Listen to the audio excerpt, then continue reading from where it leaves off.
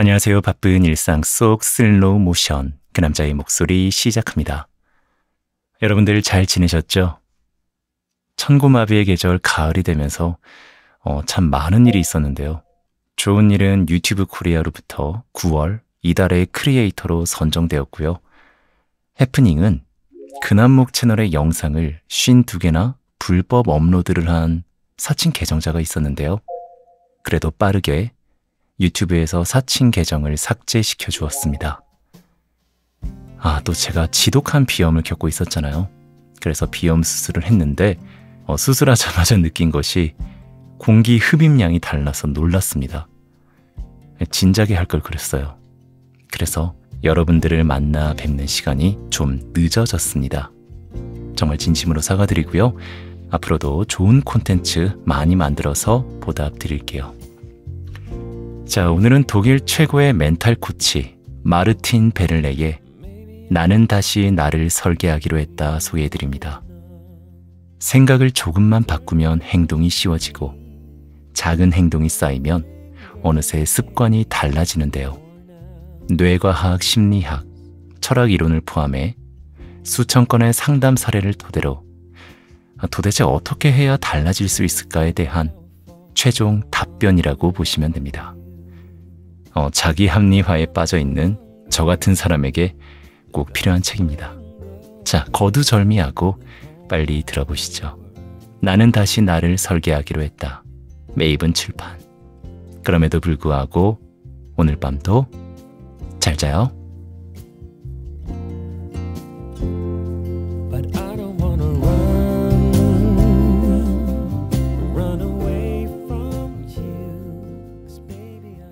심리학자들은 한결같이 말한다. 무조건 잘 된다고 생각하라고. 옛날에 한 왕이 새로운 국무 대신을 찾고 있었다. 수많은 지원자가 면접을 보러 왔다. 왕은 지원자들을 궁전 지하로 데려갔다. 그들은 거대한 철문 앞에 섰다. 철문 뒤에는 화려한 보석으로 장식한 왕관이 보관되어 있었다. 그리고 왕국 최고의 자물쇠 장인이 만들어 절대 깨지지 않는다는 자물쇠가 걸려 있었다. 왕이 말했다. 이 철문을 여는 사람을 국무 대신으로 임명하겠노라. 몇몇 지원자들이 고개를 저으며 자리를 떠났다. 몇몇은 자물쇠를 자세히 살펴보았으나 결국 포기했다. 이 자물쇠는 아무도 깰 수 없습니다. 지원자들이 줄줄이 물러났다. 결국 철문 앞에는 지원자 단 한 명만 남았다. 왕이 그에게 물었다. 그대는 어떠한가? 이 문을 열 수 있겠는가?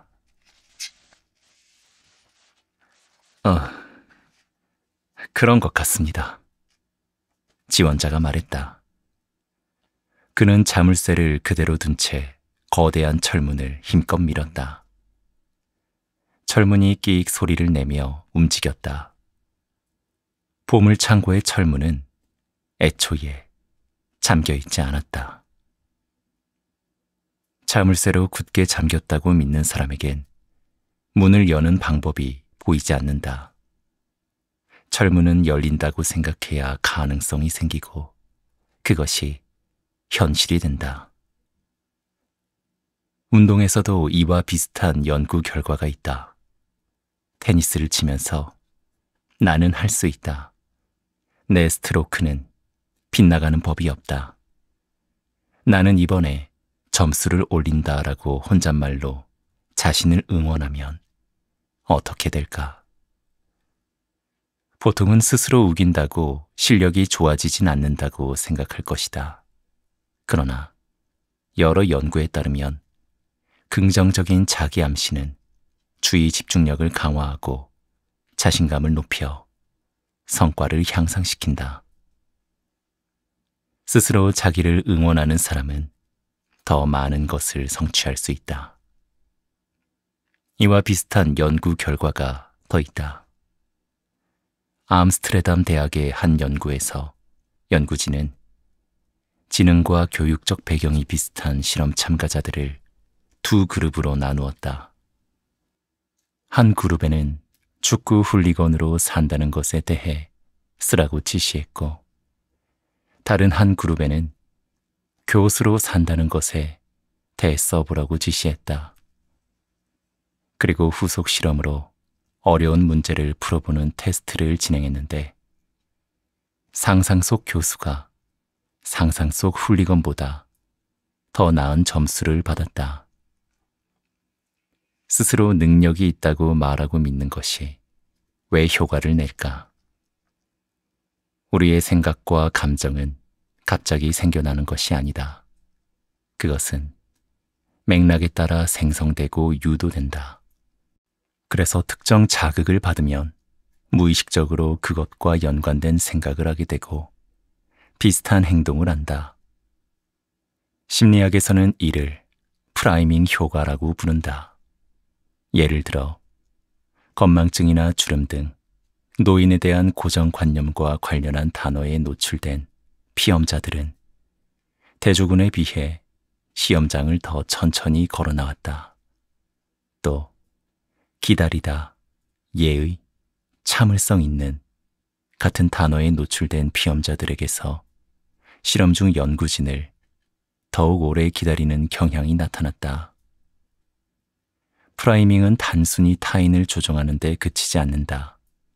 이를 활용하여 성과를 높이고 더 큰 성공을 거둘 수 있다. 위스콘신 대학의 알렉산더 스타이코비치가 실시한 실험에서 입증되었다. 연구진은 한 그룹에는 승리, 성공, 경쟁 같은 단어를 사용했고, 다른 그룹에는 완전히 중립적인 단어를 사용했다. 그 결과 이후 과제에서 첫 번째 그룹은 지속적으로 더 나은 성과를 냈고 매번 승리를 거두었다. 당신은 자기 자신에게 어떤 말을 들려주는가? 그 말이 곧 현실이 된다. 그러므로 자신에 대해 말할 때는 신중하라.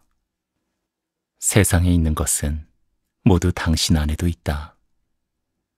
이 세상의 영리함, 힘, 지혜, 풍요가 당신을 통과해 흐른다. 불행하게도 그 반대 역시 마찬가지다. 세상에 있는 모든 어리석음이 모든 사람에게 내재해 있다. 우리 모두의 안에는 어리석음, 무지, 이기심의 씨앗이 있다. 당신 안에 있는 무엇을 가장 먼저 밖으로 드러내고 싶은가? 당신이 자신에게 내가 이긴다라고 말하면 승리자 자질이 맨 앞으로 나온다. 그러면 자신감이 커진다. 당신은 야망을 갖고 최고의 성과를 낸다.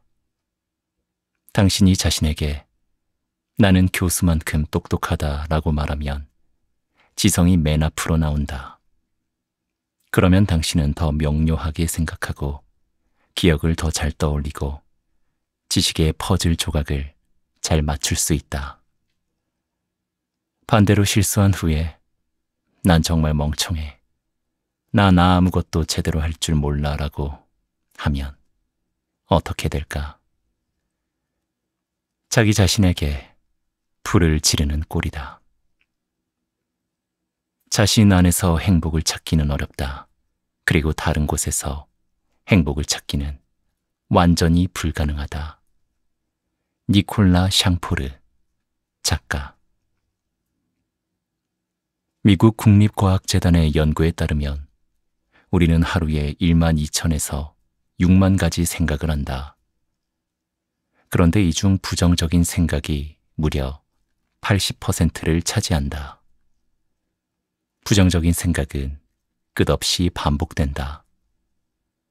긍정적인 확언으로 균형을 맞춰야 한다. 예상하는 일은 예상하기 때문에 실제로 발생한다. 심리학에서는 이것을 자기 실현적 예언이라고 부른다. 이를 긍정적으로 활용하면 어떨까? 예를 들어, 어떤 사람은 자신이 영어를 잘하고 재능이 있다고 믿는다. 그러면 도전이 쉬워진다. 영어 원서에 도전하고 CNN 뉴스를 보고 기회가 있을 때마다 영어로 말한다. 그 결과 그는 영어를 점점 더 잘 구사하게 된다. 원래는 영어를 못하고 특출난 재능이 없었는데도 말이다. 어떤 것이 불가능하다고 믿으면 철문 앞에 얼어붙어 손도 대지 못한다. 그래서 열린 철문도 열어보지 못한다. 스스로 배움이 전무하고 멍청하다고 생각하는 사람은 머리에서 지식을 찾아보지도 않는다. 그래서 무식하다는 고정관념이 더욱 강화된다. 스스로 실패자라고 말하는 사람은 성공의 기회를 무시한다. 그래서 눈앞의 성공도 놓치게 된다. 당신은 인생에서 어떤 문 앞에 서 있는가? 그것을 열 수 있다고 얼마나 강하게 믿고 있는가?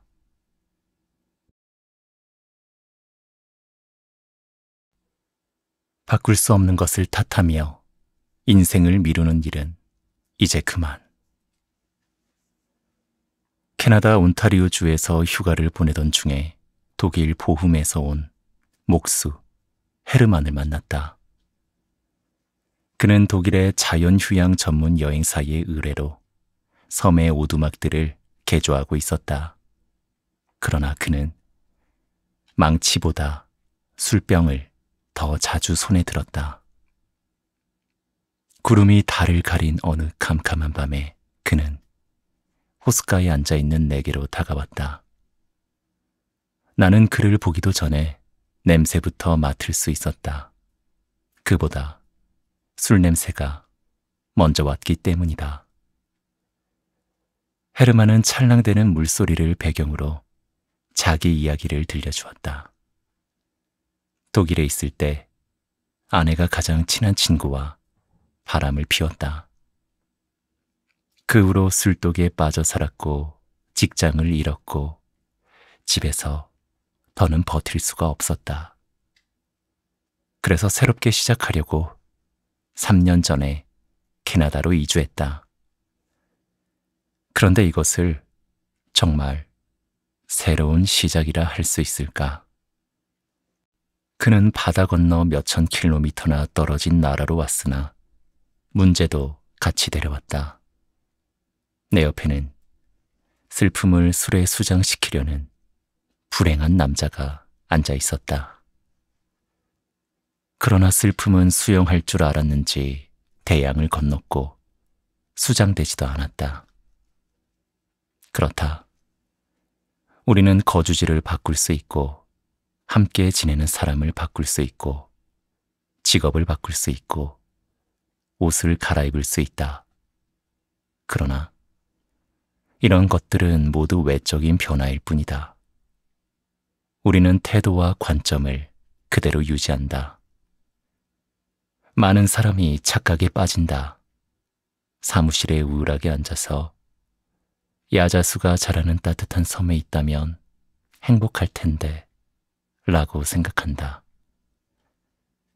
관계 문제로 좌절하면서 행복하게 평생을 함께할 꿈의 파트너를 상상한다. 행복은 언제나 여기가 아닌 다른 곳에 있다고 믿는다. 그러나 진정한 행복은 내면에서 나온다. 당신이 세상 안에 있는 게 아니라 세상이 당신 안에 있다. 태도가 외부 상황보다 더 중요하다. 행복한 사람이 되기로 선택했다면 어디든지 행복한 장소가 될 수 있다. 우리는 종종 돈, 높은 지위, 권력, 인맥 같은 특정 조건을 갖추는 것이 성공이고 성공해야 행복해진다고 믿는다. 그러나 행복에 관한 현대 심리학 연구들은 반대의 주장을 펼친다. 1. 소유보다 경험이 더 더 많은 행복을 준다.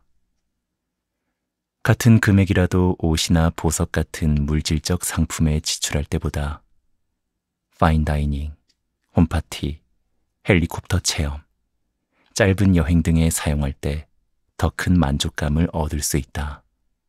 그러므로 소유와 경험 중에 고른다면 경험을 선택하라. 2. 공동체 경험이 특별한 행복을 만든다. 애플파이를 구우면서 자기 효능감을 느끼는 것은 멋진 일이다. 애플파이를 먹자 도파민이 분비되고 행복감이 밀려오는 건 역시 멋진 일이다. 하지만 당신이 믿고 의지할 수 있는 사람들과 함께 애플파이를 먹는 것이야말로 가장 멋지다. 이는 당신의 수고를 의미 있게 만들고 식사를 경험으로 바꾸고 소속감을 강화한다. 사교적인 사람은 더 즐겁게 살아간다. 연구에 따르면 안정된 애정 관계를 유지하는 사람은 기대 수명이 최대 9년까지 늘어난다. 인간 관계에 들이는 노력은 그만한 가치가 있다. 3. 운동이 약보다 낫다. 몸을 움직이거나 운동을 하면 금세 기분이 좋아진다. 일주일에 30분씩 달리면 항우울제를 복용한 것과 비슷한 효과를 얻는다. 또 하루에 15분씩 운동하는 사람은 사망 위험이 14% 감소하고 50분씩 운동하면 심지어 절반으로 감소한다. 운동은 체세포의 활력을 불어넣고 유기체를 강화한다. 당신의 몸은 도파민, 세로토닌, 노르에피네프린 같은 천연 행복 약물을 생산한다. 보상 시스템이 작동하고 스트레스가 줄어든다. 움직이면 행복감도 올라간다. 4. 당신을 행복하게 하는 것은 나이에 따라 달라진다. 젊은이들은 탐험처럼 행복을 얻기 위해 특별한 경험을 찾는 경향이 있다. 그러나 노년이 되면 집 앞에서 즐겁게 산책하는 등 일상적인 경험을 더 선호하게 된다. 젊은이들은 인생의 빈 페이지를 모험으로 채워 자신의 정체성을 찾고자 한다. 그러다가 나이가 들고 자신을 더 잘 알게 되면 작은 경험만으로도 행복해질 수 있다. 5. 사실보다 해석이 더 중요하다. 같은 상황이어도 어떤 안경을 통해 보느냐에 따라 밝기도 하고 어둡기도 하다. 불행하다면 그것은 당신이 불행하다고 생각하기 때문이다.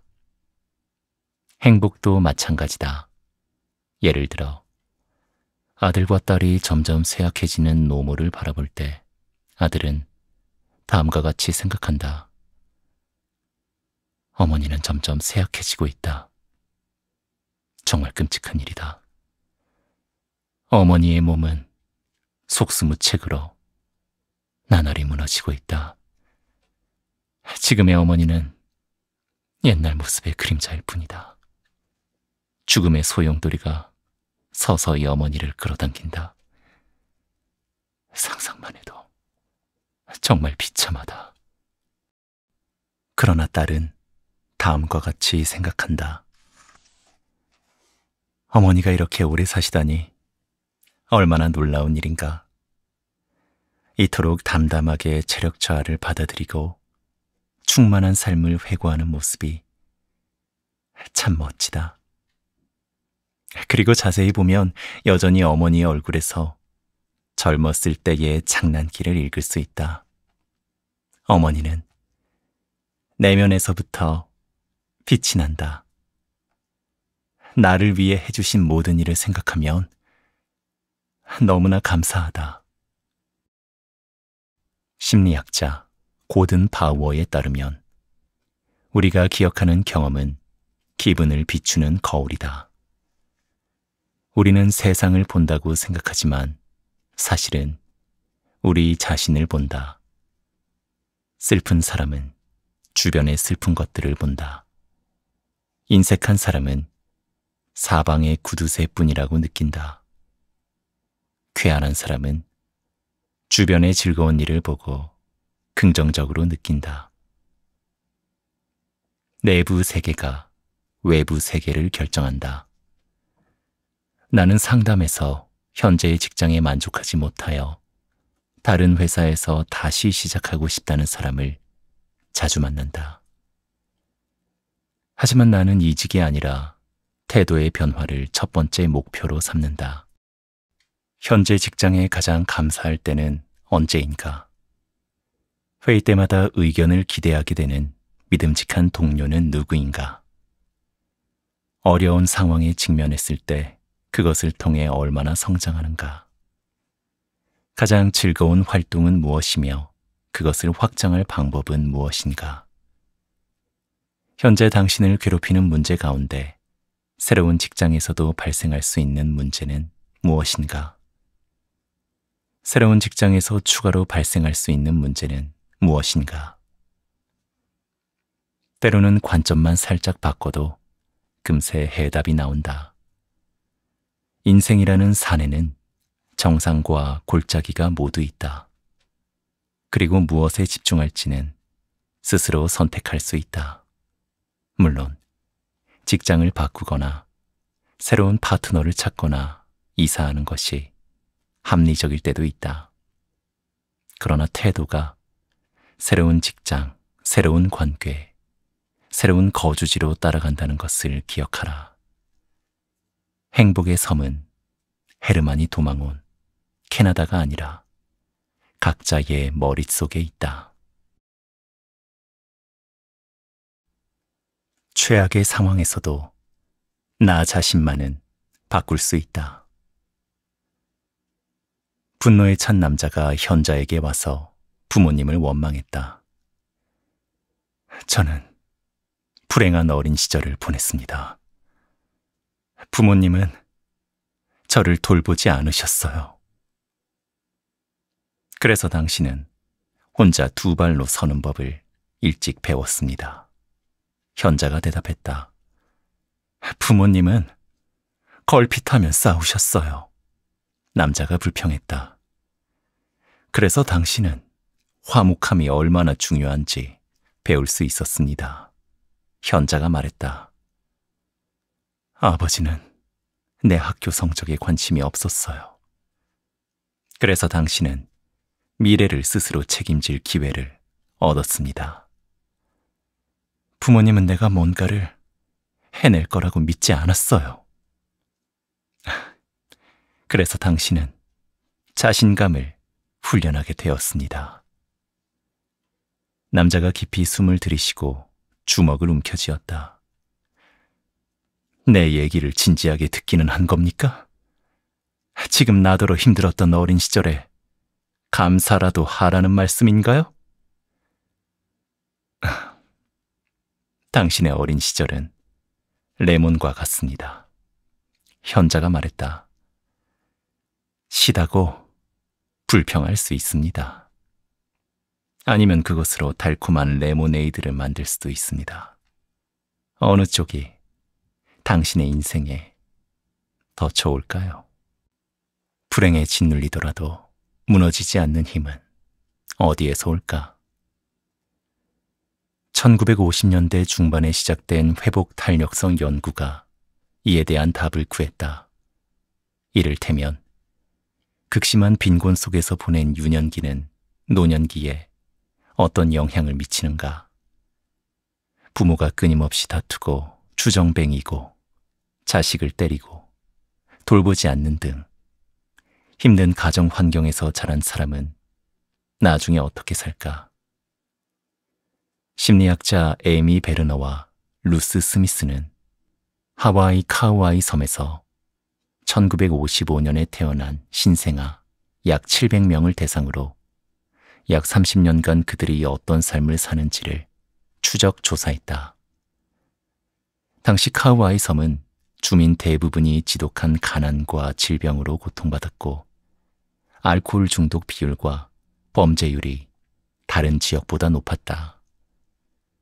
실제로 열악한 가정 환경에서 자라난 아이들 중 일부는 사회에 적응하지 못하고 약물 남용이나 범죄, 정신적인 문제로 불행한 인생을 살았다. 그러나 놀랍게도 극단적으로 열악한 환경에 놓였던 200명 중 3분의 1에 해당하는 72명은 불우한 어린 시절 덕분에 특히 강인해졌다. 이 아이들은 나중에 성공적인 인생을 살았다. 그들은 직업이 있었고 건강을 관리하고 감정을 조절하고 사람들과 좋은 관계를 맺었다. 그들은 자신감이 특별히 강했다. 불우한 어린 시절이 성공의 원동력이 되느냐, 걸림돌이 되느냐를 결정짓는 것은 무엇일까? 독일의 전 총리 게르하르트 슈레더가 좋은 예이다. 그는 극심한 빈곤 속에서 자랐다. 아버지 프리츠 슈레더는 전과자의 일용직 노동자였다. 그는 21세에 심각한 절도로 처음 징역을 살았다. 프리츠는 1940년에 징집돼 1944년에 제2차 세계대전에서 전사했다. 게르하르트 슈레더는 아버지를 본 적이 없다.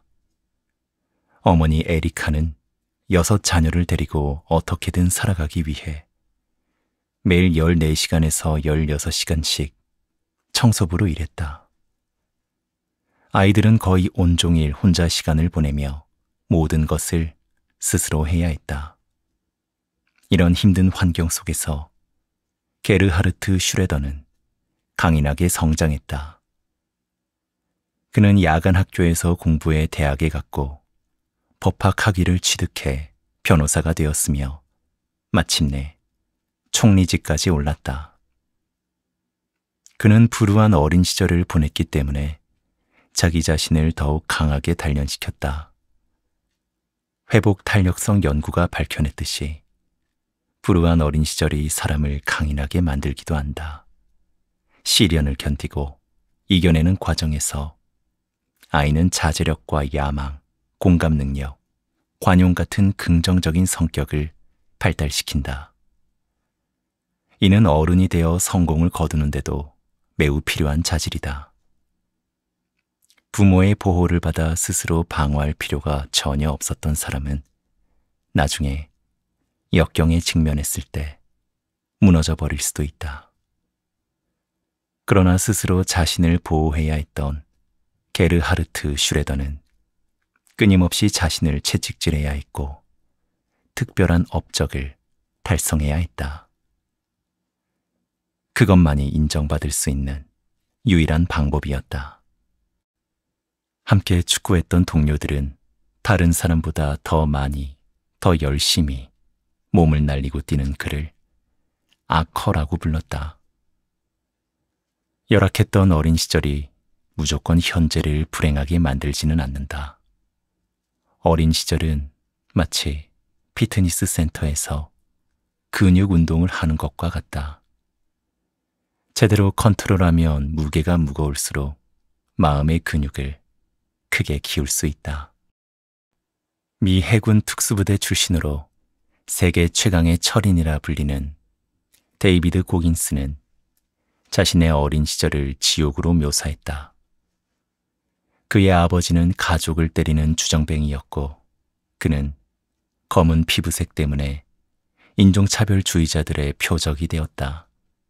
그러나 고긴스는 나중에 어른이 되어 여러 놀라운 기록을 세웠다. 그는 하루 4030회 턱걸이로 기네스북에 올랐다. 그는 심장질환에도 불구하고 발이 부러진 채 100km가 넘는 극한의 마라톤에서 우승했다. 그는 자서전 누구도 나를 파괴할 수 없다 해서 독자에게 이렇게 묻는다. 당신은 어떤 최악의 카드를 손에 들었는가? 어린 시절 어떤 종류의 개 같은 상황을 견뎌야 했는가? 구타를 당했는가? 학대, 괴롭힘, 불안에 떨었던 적이 있는가? 당신을 제한하는 요인은 아마도 자기를 단련할 필요가 없을 정도로 보호받고 보살핌을 받으며 자랐던 환경일 것이다. 어려서 시련을 겪은 모든 사람이 고통을 이기고 성공적인 인생을 살아가지는 않는다. 슈레더나 고긴스처럼 최악의 카드를 으뜸 패로 바꾸느냐 마느냐는 무엇에 달렸을까? 한 가지 요소가 중요하다. 불우한 환경에서 자랐으나 훗날 좋은 삶을 사는 사람 중 많은 수가 어린 시절에 친절한 어른 한 명의 보살핌을 받으며 안정적으로 애착 관계를 형성했다. 할아버지나 할머니, 삼촌이나 숙모, 유치원 선생님, 학교 선생님, 이웃, 스포츠클럽 코치 등 아이를 믿어주는 단 한 명만 있어도 모든 것이 변한다. 게르하르트 슈레더에게는 어머니 에리카가 있었다. 그는 가족의 생계를 위해 고군분투하는 어머니를 암사자에 비유했다. 회복 탄력성 연구자들의 눈에 띈 또 다른 특이사항이 있다. 불우한 어린 시절을 이겨내고 강인하게 성장한 사람에게는 종종 부모보다 더 많은 가르침을 준 롤모델이 있다. 롤모델은 꿈과 희망, 그리고 어려운 시기를 버틸 힘을 준다. 만약 안정된 애착관계 또는 롤모델이 즉시 떠오르지 않는 사람은 어떻게 해야 할까? 다음 3가지 질문이 도움이 될 것이다. 힘든 어린 시절이 없었다면 나는 무엇을 성취하지 못했을까?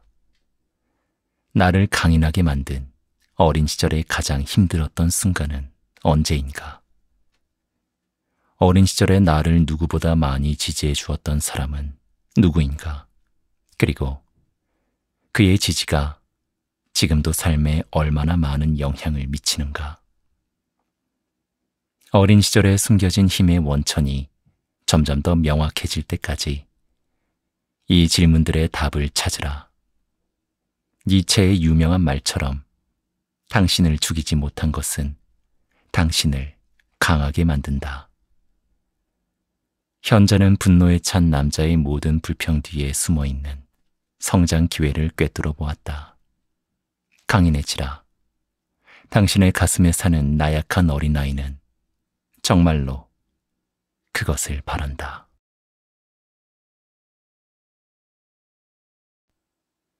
나는 다시 나를 설계하기로 했다. 절망에 빠진 한 학생이 이웃집 할아버지를 찾아가 기억력이 좋지 않아 학교 성적이 너무 나쁘다고 한탄했다.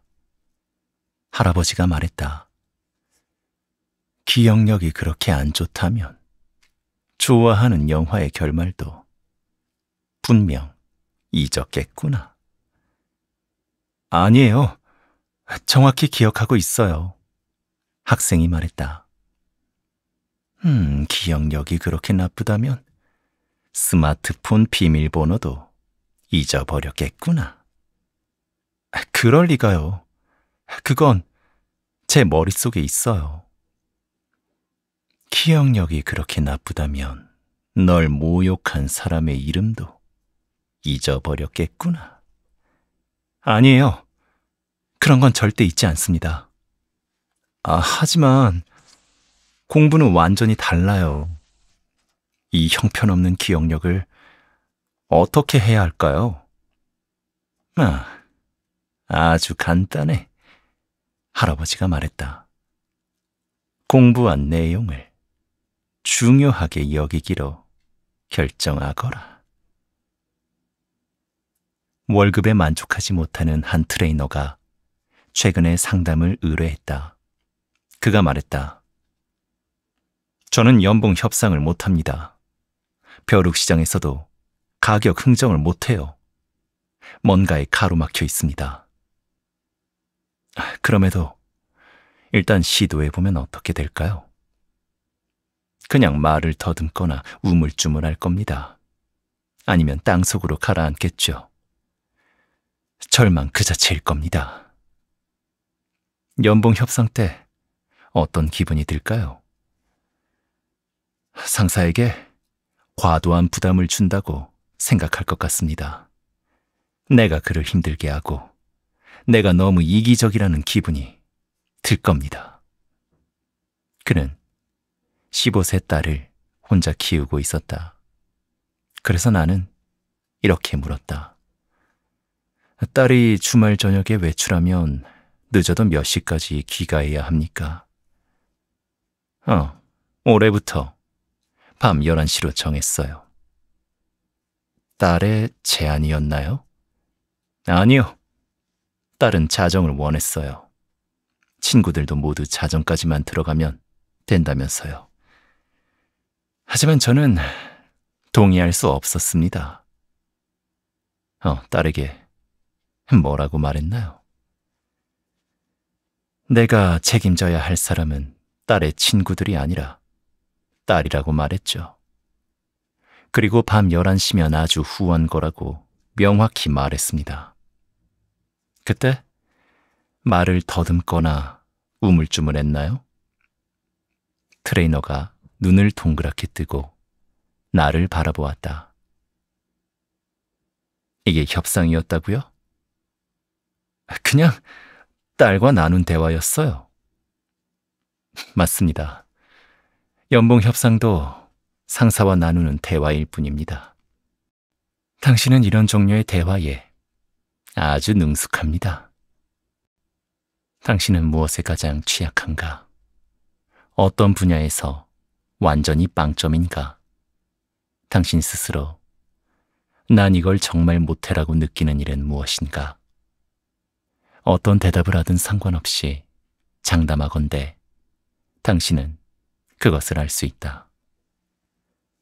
당신은 인생의 한 영역에서 취약할 수 있다. 하지만 당신의 강점이 드러나는 다른 영역도 분명히 있다. 당신이 해야 할 일은 강점 영역의 능력을 약점 영역으로 옮기는 것이다. 내 의뢰인들의 이야기를 들어보자. 리디아는 자신을 이렇게 평가한다. 저는 동료들과 대화를 거의 나누지 않아요. 제 인생에는 얘기할 만한 일이 없어요. 더군다나 저는 재밌게 얘기할 줄도 몰라요. 그래서 인기가 없는 것 같아요. 하지만 상담 중에 밝혀졌는데 리디아는 가족 내에서 가장 인정받는 이야기꾼이었다. 그녀가 얘기를 시작하면 모두가 집중한다. 마르쿠스는 자신에 대해 이렇게 말했다. 저는 중간 관리자에게 필요한 단호함이 부족합니다. 그래서 사람들에게 이용당하기 일쑤입니다. 저는 주저할 때가 너무 많고 제 이익을 제대로 주장하지 못합니다. 상담을 진행하면서 나는 마르쿠스가 아마추어 축구 선수로 활발히 활동한다는 사실을 알았다. 그는 수비수이고 단호한 플레이로 유명하다. 그는 적극적인 몸싸움으로 능숙하게 공을 보유할 뿐 아니라 종종 태클을 걸어 중요한 순간에 상대 공격수의 발에서 공을 빼앗는다. 율리안의 고민은 이렇다. 저는 딸에게 쉽게 화를 내요. 딸에게 한번 화가 나면 저도 모르게 이성을 잃고 말아요. 나중에는 후회하지만 화가 나는 그 순간에는 멈출 수가 없어요. 그러나 상담 중에 알게 된 사실은 율리아는 항상 자신을 화나게 하는 상사 앞에서 결코 이성을 잃지 않는다. 큰 소리조차 내지 않는다. 언제나 정중함을 유지한다. 나는 이들 의뢰인에게 새로운 기술을 배울 것이 아니라 가진 기술을 한 영역에서 다른 영역으로 옮기기만 하면 된다는 것을 깨닫게 했다. 나는 리디아에게 말했다. 다음에 동료를 만나면 가족이라고 상상해보세요. 모두가 기대에 차서 귀를 쫑긋 세우고 당신의 말을 듣고 있다고 상상해 보세요. 대화가 얼마나 쉽게 느껴지는지 확인해 보세요. 나는 마르쿠스에게 말했다. 다음에 직장에서 누군가가 당신의 실적을 낚아채려 하면 축구 경기를 떠올려 보세요. 상대 선수가 당신의 공을 낚아채려 합니다. 어떻게 하시겠습니까? 최고 수비수의 자질을 경기장에서 직장으로 옮기면 어떤 일이 발생하는지 주목해 보세요. 당신의 이익을 방어하는 것이 심지어 재밌게 느껴질 겁니다. 나는 율리안에게 말했다. 딸 때문에 화가 나면 딸을 상사로 생각하세요. 상사가 당신 앞에 있다고 상상해 보세요. 갑자기 평정심을 되찾고 딸에게 친절해질 것입니다. 이런 전환의 기술에는 중요한 함의가 있다. 율리안이 자신을 이성을 잃고 분노를 터뜨리는 사람으로 생각하는 한 율리안은 자신의 분노 폭발에 대한 정당한 책임을 짊어지지 않는다. 분노 행위를 타고난 성격으로 체념하듯 받아들일 뿐이다. 이는 겉으로는 고통스러워 보인다. 그러나 다른 한편으론 홀가분한 기분을 선물한다. 성격과 행동 변화의 책임을 회피할 수 있기 때문이다. 그러나 자신이 평정심을 유지할 줄 안다는 것을 깨닫는 순간 책임은 다시 율리안에게로 옮겨진다. 율리안은 마음먹기에 따라 다르게 행동할 수 있다. 그렇게 그는 무력함을 버리고 의사결정권을 쥐게 된다. 당신은 무엇을 정말 못한다고 생각하는가? 어떤 고정관념이 당신을 지배하고 있는가? 거절할 줄 모르는가? 성공적으로 거절했던 상대와 상황을 떠올려 보라. 자신감이 부족한 것 같은가? 살면서 자신감이 넘쳤던 상황이 단 한 번도 없었을까? 걱정이 너무 많은가? 근심 걱정 없었던 순간을 떠올려 보라. 의지력이 너무 약한 것 같은가? 내면의 게으름뱅이를 움직이는 데 성공했던 순간을 기억해 보라. 거의 모든 특성을 갖춘 모자가 당신의 머리 위에 있다. 당신이 이미 그것을 쓰고 있다는 사실을 깨닫기만 하면 된다. 당신을 축구 감독이라고 생각하라. 선수들은 당신이 가진 능력이다. 인생 경기장에서 지금 부족하다고 생각되는 자질 대부분은 후보자 벤치에서 찾을 수 있다. 벤치에 대기 중인 자질들을 경기에 기용하라. 예를 들어 순발력이 있었으면 좋겠는가? 잠재된 순발력을 더 자주 불러낼수록 그 자질은 경기 경험이 많아지고 더욱 발전한다. 신체는 단련하면서 정신은 손댈 수 없다고 믿는 것은 이상하다. 우리는 근육을 만들기 위해 무거운 역기를 든다. 체력을 기르기 위해 달린다. 하지만 재치, 의지력, 거리두기를 훈련해야 한다는 생각은 하지 못한다. 그러나 정신적 자질도 다르지 않다. 반복 훈련으로 실력을 키우고 안정감을 높일 수 있다. 반복 훈련은 놀라울 정도로 빠른 효과를 낼 수 있다. 부족하다고 여기는 자질을 자주 불러내 더욱 발전시키라. 학생의 문제는 기억력이 아니라 기억력을 활용하려는 의지의 부족이다.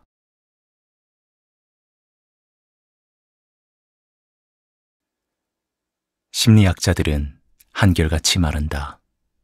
무조건 잘 된다고 생각하라고. 옛날에 한 왕이 새로운 국무 대신을 찾고 있었다. 수많은 지원자가 면접을 보러 왔다. 왕은 지원자들을 궁전 지하로 데려갔다. 그들은 거대한 철문 앞에 섰다. 철문 뒤에는 화려한 보석으로 장식한 왕관이 보관되어 있었다. 그리고 왕국 최고의 자물쇠 장인이 만들어 절대 깨지지 않는다는 자물쇠가 걸려 있었다. 왕이 말했다. 이 철문을 여는 사람을 국무 대신으로 임명하겠노라. 몇몇 지원자들이 고개를 저으며 자리를 떠났다. 몇몇은 자물쇠를 자세히 살펴보았으나 결국 포기했다. 이 자물쇠는 아무도 깰 수 없습니다. 지원자들이 줄줄이 물러났다. 결국 철문 앞에는 지원자 단 한 명만 남았다. 왕이 그에게 물었다. 그대는 어떠한가? 이 문을 열 수 있겠는가?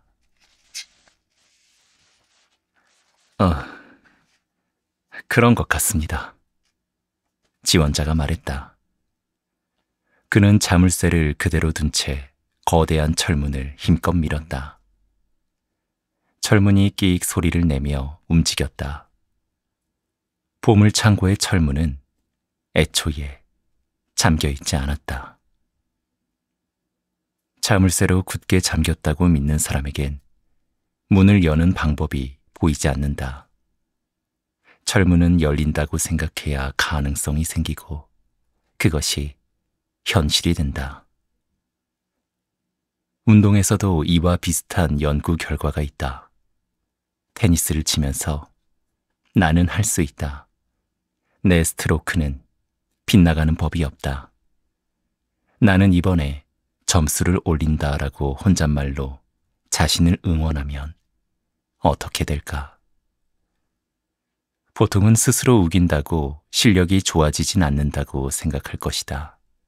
그러나 여러 연구에 따르면 긍정적인 자기 암시는 주의 집중력을 강화하고 자신감을 높여 성과를 향상시킨다. 스스로 자기를 응원하는 사람은 더 많은 것을 성취할 수 있다. 이와 비슷한 연구 결과가 더 있다.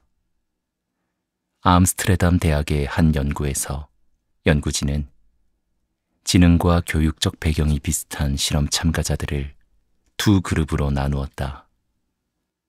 한 그룹에는 축구 훌리건으로 산다는 것에 대해 쓰라고 지시했고, 다른 한 그룹에는 교수로 산다는 것에 대 써보라고 지시했다. 그리고 후속 실험으로 어려운 문제를 풀어보는 테스트를 진행했는데 상상 속 교수가 상상 속 훌리건보다 더 나은 점수를 받았다. 스스로 능력이 있다고 말하고 믿는 것이 왜 효과를 낼까? 우리의 생각과 감정은 갑자기 생겨나는 것이 아니다. 그것은 맥락에 따라 생성되고 유도된다. 그래서 특정 자극을 받으면 무의식적으로 그것과 연관된 생각을 하게 되고 비슷한 행동을 한다. 심리학에서는 이를 프라이밍 효과라고 부른다.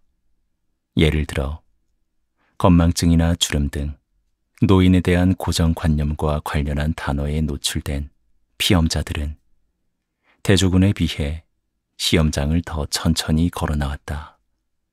또 기다리다, 예의, 참을성 있는 같은 단어에 노출된 피험자들에게서 실험 중 연구진을 더욱 오래 기다리는 경향이 나타났다. 프라이밍은 단순히 타인을 조종하는 데 그치지 않는다. 이를 활용하여 성과를 높이고 더 큰 성공을 거둘 수 있다. 위스콘신 대학의 알렉산더 스타이코비치가 실시한 실험에서 입증되었다. 연구진은 한 그룹에는 승리, 성공, 경쟁 같은 단어를 사용했고 다른 그룹에는 완전히 중립적인 단어를 사용했다. 그 결과 이후 과제에서 첫 번째 그룹은 지속적으로 더 나은 성과를 냈고 매번 승리를 거두었다. 당신은 자기 자신에게 어떤 말을 들려주는가? 그 말이 곧 현실이 된다. 그러므로 자신에 대해 말할 때는 신중하라. 세상에 있는 것은 모두 당신 안에도 있다. 이 세상의 영리함, 힘, 지혜, 풍요가 당신을 통과해 흐른다. 불행하게도 그 반대 역시 마찬가지다. 세상에 있는 모든 어리석음이 모든 사람에게 내재해 있다. 우리 모두의 안에는 어리석음, 무지, 이기심의 씨앗이 있다. 당신 안에 있는 무엇을 가장 먼저 밖으로 드러내고 싶은가? 당신이 자신에게 내가 이긴다라고 말하면 승리자 자질이 맨 앞으로 나온다. 그러면 자신감이 커진다. 당신은 야망을 갖고 최고의 성과를 낸다. 당신이 자신에게 나는 교수만큼 똑똑하다라고 말하면 지성이 맨 앞으로 나온다. 그러면 당신은 더 명료하게 생각하고 기억을 더 잘 떠올리고 지식의 퍼즐 조각을 잘 맞출 수 있다. 반대로 실수한 후에 난 정말 멍청해. 나 아무것도 제대로 할 줄 몰라 라고 하면 어떻게 될까? 자기 자신에게 불을 지르는 꼴이다. 자신 안에서 행복을 찾기는 어렵다. 그리고 다른 곳에서 행복을 찾기는 완전히 불가능하다. 니콜라 샹포르, 작가. 미국 국립과학재단의 연구에 따르면 우리는 하루에 12,000에서 6만 가지 생각을 한다. 그런데 이 중 부정적인 생각이 무려 80%를 차지한다. 부정적인 생각은 끝없이 반복된다. 긍정적인 확언으로 균형을 맞춰야 한다. 예상하는 일은 예상하기 때문에 실제로 발생한다. 심리학에서는 이것을 자기 실현적 예언이라고 부른다. 이를 긍정적으로 활용하면 어떨까? 예를 들어, 어떤 사람은 자신이 영어를 잘하고 재능이 있다고 믿는다. 그러면 도전이 쉬워진다. 영어 원서에 도전하고 CNN 뉴스를 보고 기회가 있을 때마다 영어로 말한다. 그 결과 그는 영어를 점점 더 잘 구사하게 된다.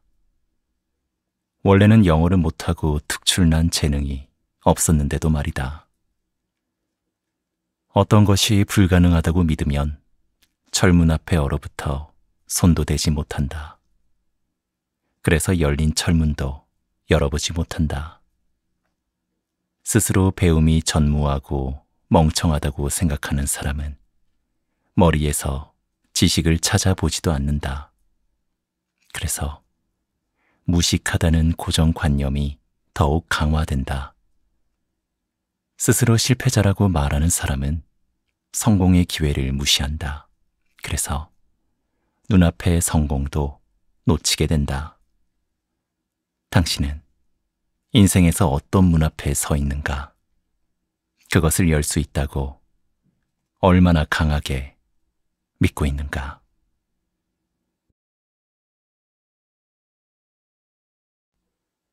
바꿀 수 없는 것을 탓하며 인생을 미루는 일은 이제 그만. 캐나다 온타리오주에서 휴가를 보내던 중에 독일 보훔에서 온 목수 헤르만을 만났다. 그는 독일의 자연휴양 전문 여행사의 의뢰로 섬의 오두막들을 개조하고 있었다. 그러나 그는 망치보다 술병을 더 자주 손에 들었다. 구름이 달을 가린 어느 캄캄한 밤에 그는 호숫가에 앉아있는 내게로 다가왔다. 나는 그를 보기도 전에 냄새부터 맡을 수 있었다. 그보다 술 냄새가 먼저 왔기 때문이다. 헤르만은 찰랑대는 물소리를 배경으로 자기 이야기를 들려주었다. 독일에 있을 때 아내가 가장 친한 친구와 바람을 피웠다. 그 후로 술독에 빠져 살았고 직장을 잃었고 집에서 더는 버틸 수가 없었다. 그래서 새롭게 시작하려고 3년 전에 캐나다로 이주했다. 그런데 이것을 정말 새로운 시작이라 할 수 있을까? 그는 바다 건너 몇천 킬로미터나 떨어진 나라로 왔으나 문제도 같이 데려왔다. 내 옆에는 슬픔을 술에 수장시키려는 불행한 남자가 앉아 있었다. 그러나 슬픔은 수용할 줄 알았는지 대양을 건넜고 수장되지도 않았다. 그렇다. 우리는 거주지를 바꿀 수 있고 함께 지내는 사람을 바꿀 수 있고 직업을 바꿀 수 있고 옷을 갈아입을 수 있다. 그러나 이런 것들은 모두 외적인 변화일 뿐이다. 우리는 태도와 관점을 그대로 유지한다. 많은 사람이 착각에 빠진다. 사무실에 우울하게 앉아서 야자수가 자라는 따뜻한 섬에 있다면 행복할 텐데 라고 생각한다. 관계 문제로 좌절하면서 행복하게 평생을 함께할 꿈의 파트너를 상상한다. 행복은 언제나 여기가 아닌 다른 곳에 있다고 믿는다. 그러나 진정한 행복은 내면에서 나온다. 당신이 세상 안에 있는 게 아니라 세상이 당신 안에 있다. 태도가 외부 상황보다 더 중요하다. 행복한 사람이 되기로 선택했다면 어디든지 행복한 장소가 될 수 있다. 우리는 종종 돈, 높은 지위, 권력, 인맥 같은 특정 조건을 갖추는 것이 성공이고 성공해야 행복해진다고 믿는다. 그러나 행복에 관한 현대 심리학 연구들은 반대의 주장을 펼친다. 1. 소유보다 경험이 더 많은 행복을 준다. 같은 금액이라도 옷이나 보석 같은 물질적 상품에 지출할 때보다 파인다이닝, 홈파티, 헬리콥터 체험, 짧은 여행 등에 사용할 때 더 큰 만족감을 얻을 수 있다. 그러므로 소유와 경험 중에 고른다면 경험을 선택하라. 2. 공동체 경험이 특별한 행복을 만든다. 애플파이를 구우면서 자기 효능감을 느끼는 것은 멋진 일이다. 애플파이를 먹자 도파민이 분비되고 행복감이 밀려오는 건 역시 멋진 일이다. 하지만 당신이 믿고 의지할 수 있는 사람들과 함께 애플파이를 먹는 것이야말로 가장 멋지다. 이는 당신의 수고를 의미 있게 만들고 식사를 경험으로 바꾸고 소속감을 강화한다. 사교적인 사람은 더 즐겁게 살아간다. 연구에 따르면 안정된 애정 관계를 유지하는 사람은 기대 수명이 최대 9년까지 늘어난다. 인간 관계에 들이는 노력은 그만한 가치가 있다. 3. 운동이 약보다 낫다. 몸을 움직이거나 운동을 하면 금세 기분이 좋아진다. 일주일에 30분씩 달리면 항우울제를 복용한 것과 비슷한 효과를 얻는다. 또 하루에 15분씩 운동하는 사람은 사망 위험이 14% 감소하고 50분씩 운동하면 심지어 절반으로 감소한다. 운동은 체세포의 활력을 불어넣고 유기체를 강화한다. 당신의 몸은 도파민, 세로토닌, 노르에피네프린 같은 천연 행복 약물을 생산한다. 보상 시스템이 작동하고 스트레스가 줄어든다. 움직이면 행복감도 올라간다. 4. 당신을 행복하게 하는 것은 나이에 따라 달라진다.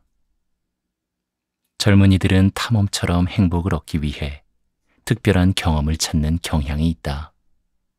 그러나 노년이 되면 집 앞에서 즐겁게 산책하는 등 일상적인 경험을 더 선호하게 된다. 젊은이들은 인생의 빈 페이지를 모험으로 채워 자신의 정체성을 찾고자 한다. 그러다가 나이가 들고 자신을 더 잘 알게 되면 작은 경험만으로도 행복해질 수 있다. 5. 사실보다 해석이 더 중요하다. 같은 상황이어도 어떤 안경을 통해 보느냐에 따라 밝기도 하고 어둡기도 하다. 불행하다면 그것은 당신이 불행하다고 생각하기 때문이다. 행복도 마찬가지다. 예를 들어 아들과 딸이 점점 쇠약해지는 노모를 바라볼 때 아들은 다음과 같이 생각한다. 어머니는 점점 쇠약해지고 있다. 정말 끔찍한 일이다. 어머니의 몸은 속수무책으로 나날이 무너지고 있다. 지금의 어머니는 옛날 모습의 그림자일 뿐이다.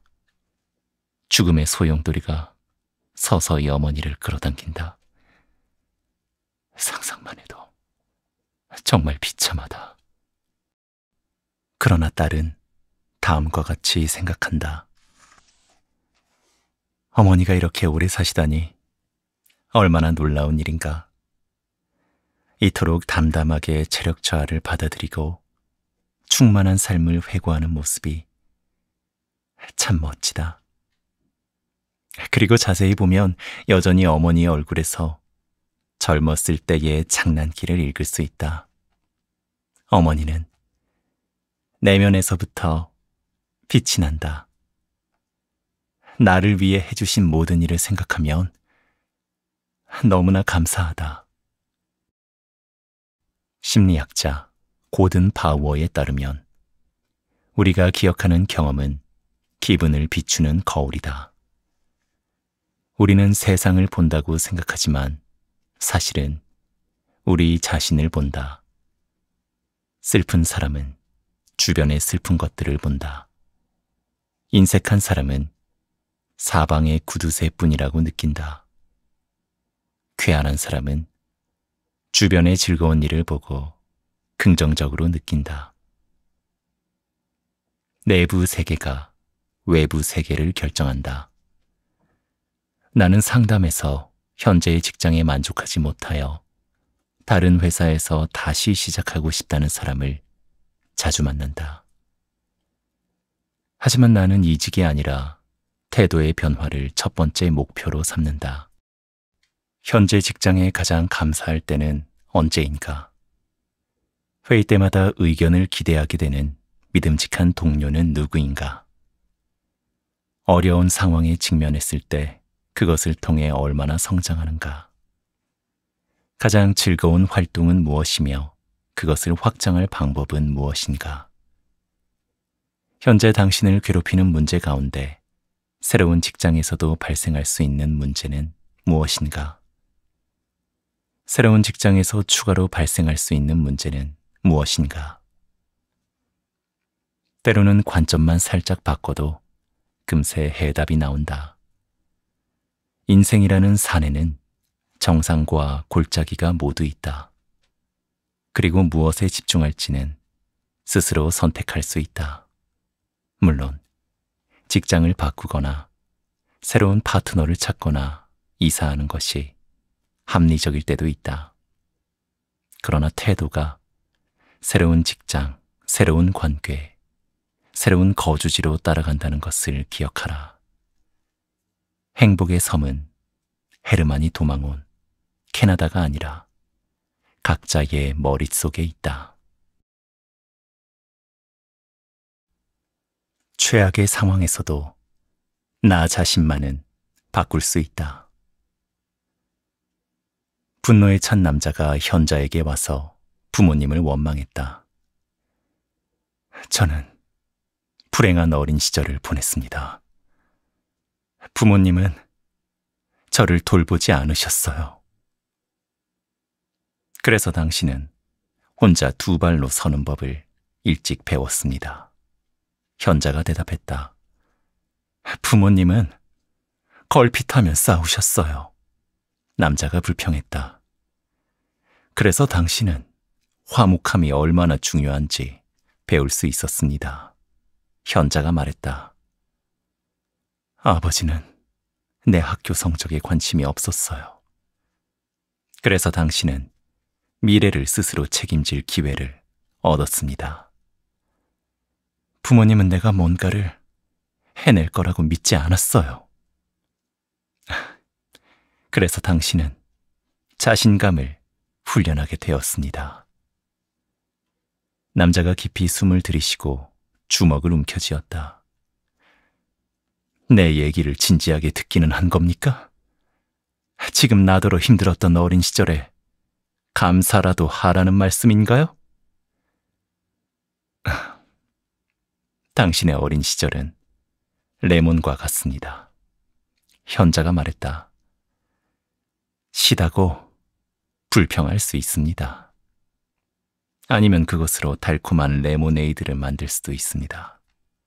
어느 쪽이 당신의 인생에 더 좋을까요? 불행에 짓눌리더라도 무너지지 않는 힘은 어디에서 올까? 1950년대 중반에 시작된 회복 탄력성 연구가 이에 대한 답을 구했다. 이를테면 극심한 빈곤 속에서 보낸 유년기는 노년기에 어떤 영향을 미치는가? 부모가 끊임없이 다투고 주정뱅이고 자식을 때리고 돌보지 않는 등 힘든 가정 환경에서 자란 사람은 나중에 어떻게 살까?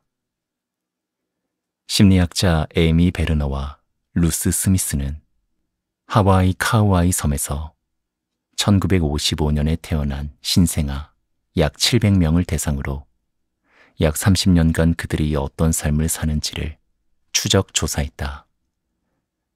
당시 카우아이 섬은 주민 대부분이 지독한 가난과 질병으로 고통받았고 알코올 중독 비율과 범죄율이 다른 지역보다 높았다. 실제로 열악한 가정 환경에서 자라난 아이들 중 일부는 사회에 적응하지 못하고 약물 남용이나 범죄, 정신적인 문제로 불행한 인생을 살았다. 그러나 놀랍게도 극단적으로 열악한 환경에 놓였던 200명 중 3분의 1에 해당하는 72명은 불우한 어린 시절 덕분에 특히 강인해졌다. 이 아이들은 나중에 성공적인 인생을 살았다. 그들은 직업이 있었고 건강을 관리하고 감정을 조절하고 사람들과 좋은 관계를 맺었다. 그들은 자신감이 특별히 강했다. 불우한 어린 시절이 성공의 원동력이 되느냐, 걸림돌이 되느냐를 결정짓는 것은 무엇일까? 독일의 전 총리 게르하르트 슈레더가 좋은 예이다. 그는 극심한 빈곤 속에서 자랐다. 아버지 프리츠 슈레더는 전과자의 일용직 노동자였다. 그는 21세에 심각한 절도로 처음 징역을 살았다. 프리츠는 1940년에 징집돼 1944년에 제2차 세계대전에서 전사했다. 게르하르트 슈레더는 아버지를 본 적이 없다. 어머니 에리카는 6 자녀를 데리고 어떻게든 살아가기 위해 매일 14시간에서 16시간씩 청소부로 일했다. 아이들은 거의 온종일 혼자 시간을 보내며 모든 것을 스스로 해야 했다. 이런 힘든 환경 속에서 게르하르트 슈레더는 강인하게 성장했다. 그는 야간 학교에서 공부해 대학에 갔고 법학 학위를 취득해 변호사가 되었으며 마침내 총리직까지 올랐다. 그는 불우한 어린 시절을 보냈기 때문에 자기 자신을 더욱 강하게 단련시켰다. 회복 탄력성 연구가 밝혀냈듯이 불우한 어린 시절이 사람을 강인하게 만들기도 한다.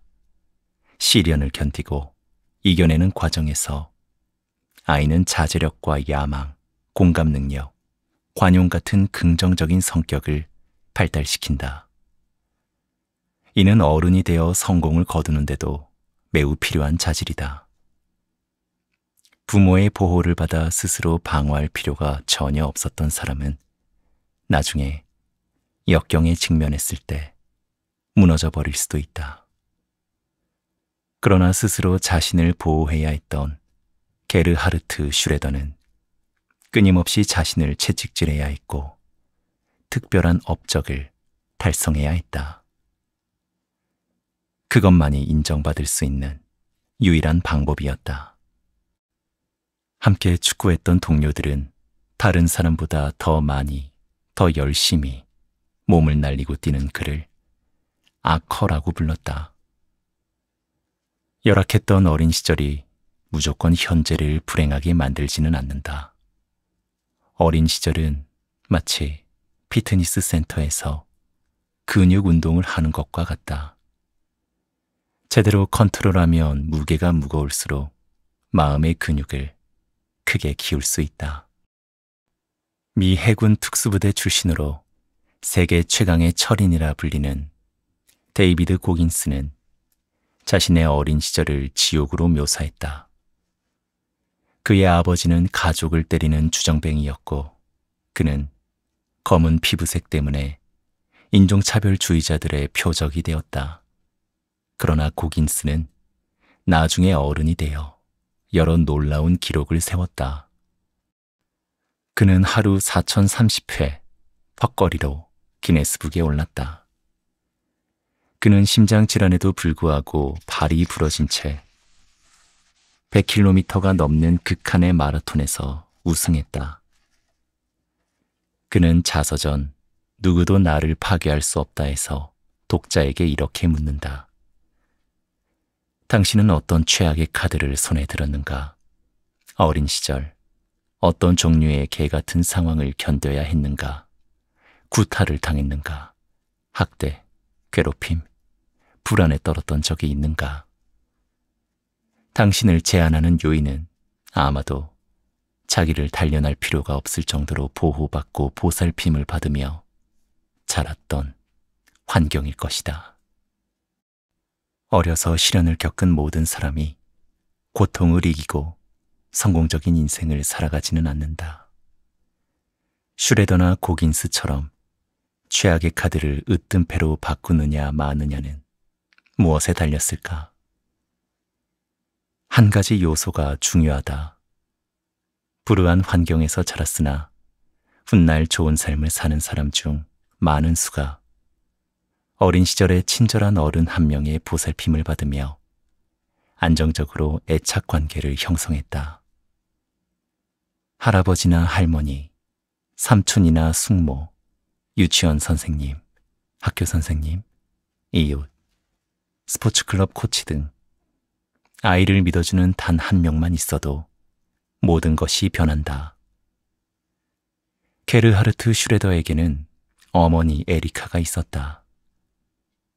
그는 가족의 생계를 위해 고군분투하는 어머니를 암사자에 비유했다. 회복 탄력성 연구자들의 눈에 띈 또 다른 특이사항이 있다. 불우한 어린 시절을 이겨내고 강인하게 성장한 사람에게는 종종 부모보다 더 많은 가르침을 준 롤모델이 있다. 롤모델은 꿈과 희망, 그리고 어려운 시기를 버틸 힘을 준다. 만약 안정된 애착관계 또는 롤모델이 즉시 떠오르지 않는 사람은 어떻게 해야 할까? 다음 3가지 질문이 도움이 될 것이다. 힘든 어린 시절이 없었다면 나는 무엇을 성취하지 못했을까? 나를 강인하게 만든 어린 시절의 가장 힘들었던 순간은 언제인가? 어린 시절에 나를 누구보다 많이 지지해 주었던 사람은 누구인가? 그리고 그의 지지가 지금도 삶에 얼마나 많은 영향을 미치는가? 어린 시절에 숨겨진 힘의 원천이 점점 더 명확해질 때까지 이 질문들의 답을 찾으라. 니체의 유명한 말처럼 당신을 죽이지 못한 것은 당신을 강하게 만든다. 현자는 분노에 찬 남자의 모든 불평 뒤에 숨어있는 성장 기회를 꿰뚫어 보았다. 강인해지라. 당신의 가슴에 사는 나약한 어린아이는 정말로 그것을 바란다.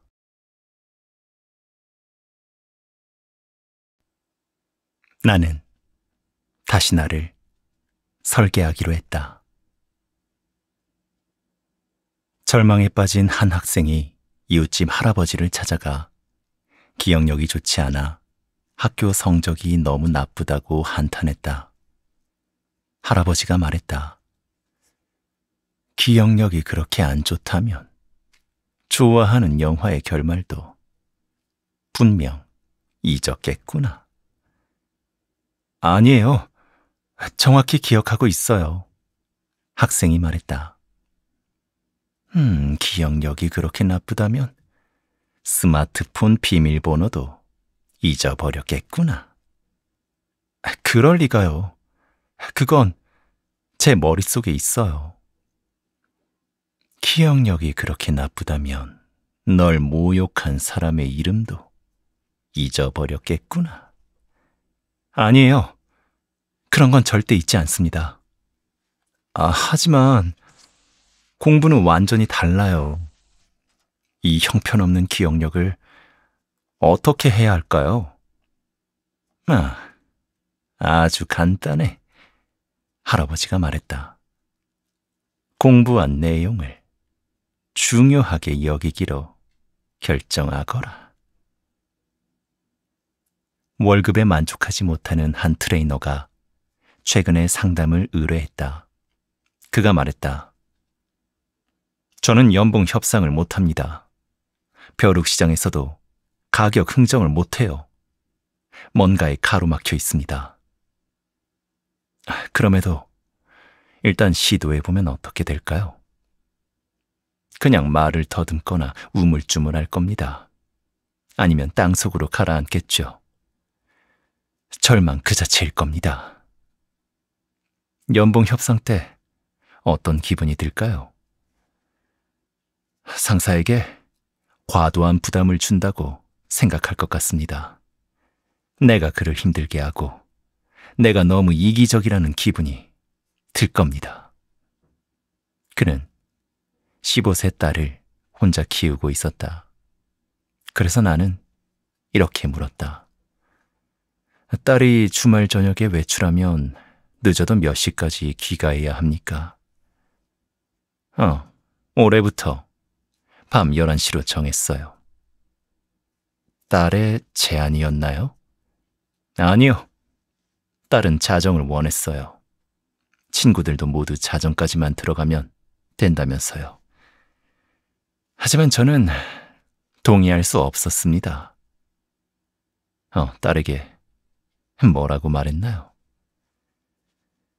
내가 책임져야 할 사람은 딸의 친구들이 아니라 딸이라고 말했죠.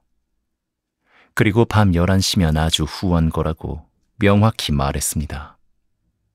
그때 말을 더듬거나 우물쭈물했나요? 트레이너가 눈을 동그랗게 뜨고 나를 바라보았다. 이게 협상이었다고요? 그냥 딸과 나눈 대화였어요. 맞습니다. 연봉 협상도 상사와 나누는 대화일 뿐입니다. 당신은 이런 종류의 대화에 아주 능숙합니다. 당신은 무엇에 가장 취약한가? 어떤 분야에서 완전히 빵점인가? 당신 스스로 난 이걸 정말 못해라고 느끼는 일은 무엇인가? 어떤 대답을 하든 상관없이 장담하건대 당신은 그것을 알 수 있다. 당신은 인생의 한 영역에서 취약할 수 있다. 하지만 당신의 강점이 드러나는 다른 영역도 분명히 있다. 당신이 해야 할 일은 강점 영역의 능력을 약점 영역으로 옮기는 것이다. 내 의뢰인들의 이야기를 들어보자. 리디아는 자신을 이렇게 평가한다. 저는 동료들과 대화를 거의 나누지 않아요. 제 인생에는 얘기할 만한 일이 없어요. 더군다나 저는 재밌게 얘기할 줄도 몰라요. 그래서 인기가 없는 것 같아요. 하지만 상담 중에 밝혀졌는데 리디아는 가족 내에서 가장 인정받는 이야기꾼이었다.